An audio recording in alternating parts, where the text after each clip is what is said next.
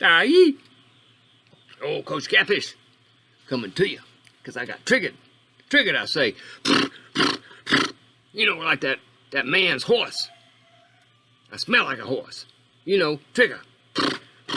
Anyway, what happened to me is I was looking on the tube, the U-tube, and what I saw was a 1,000 horsepower Mustang racing an electric car. And it triggered me. I do that every time I think about it, because I understand the horsepower. The number of horsepower and watts and kilowatts. 750 watts, as it is communicated, is dealing with a rational expression of horsepower, the ability to do work, to lift, to pounds. In this case, we'd be pushing a car. And what I saw was the old electric car barely, I say barely, beat this other car. And it had nothing to do with the acceleration, but it had to do with the acceleration. What happens when you start dealing with complex mechanics and things that are not linear? And that's what happens when you're dealing with 1,000 horsepower cars. See, I can't hardly say it, because I want one myself.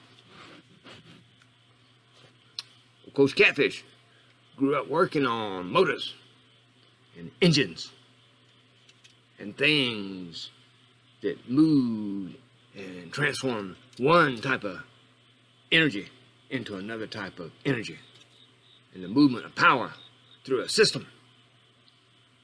I grew up working on little chainsaws and little lawnmowers and all that stuff, and that's part of why I grew up, to get my education and know how things work, about pressures, and about using all the geometries and trigonometries and all that stuff that makes the engine do what it do.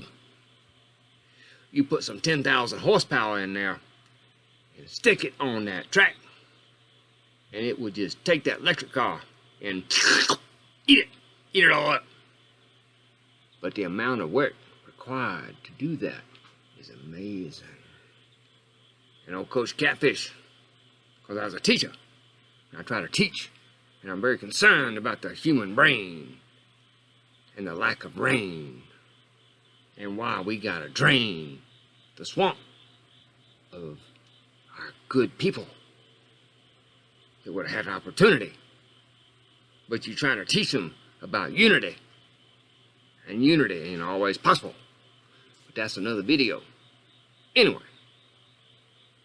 what I'm trying to say is, once we move to electric car, then there ain't much you can actually go in and do and change it and learn about it and work on it.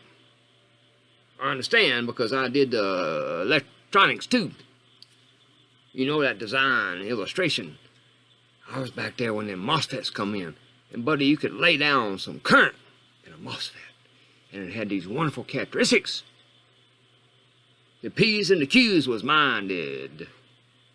But I cut my teeth on the internal combustion. I cut my teeth. I ain't got any teeth, but I cut them. I guess that's where they went. I chewing them lug nuts off. No, I'm just joking with you. Coach Catfish is trying to be serious, because my concern is, when we change the technology and get rid of a completely useful understanding, useful idea that teaches young people how to think critically and how to think through the mechanics, because an engine is very, very complex, and it helped me understand why you gotta know what you gotta know. Back on the 9/11, I was teaching at a government facility, and there was hostility. We didn't even know if we was going home. And the next day, when I had to come to work, I taught them youngins about building missile silos, and I got them to go through and use the geometry and use the trigonometry and use the algebra to do things and dig holes and how many trucks and the surface area and the volumes. And they did it and they enjoyed it because they were doing something. Now that's what I'm afraid we're going to miss when we get rid of the internal combustion. It's a wonderful process. And then you get to the chemistry and you get to all the electronics and the control. It is one of the most complicated and infiltrated creature on the face of this earth. And I hate to see it go. There's so many good people that work on the motor and know how to use the power. But I tell you now, when you get to electric, there just ain't a whole lot of stuff you can do. It's sort of locked into the technology. But the mechanics is not locked into the technology. It's only locked in to the imagination.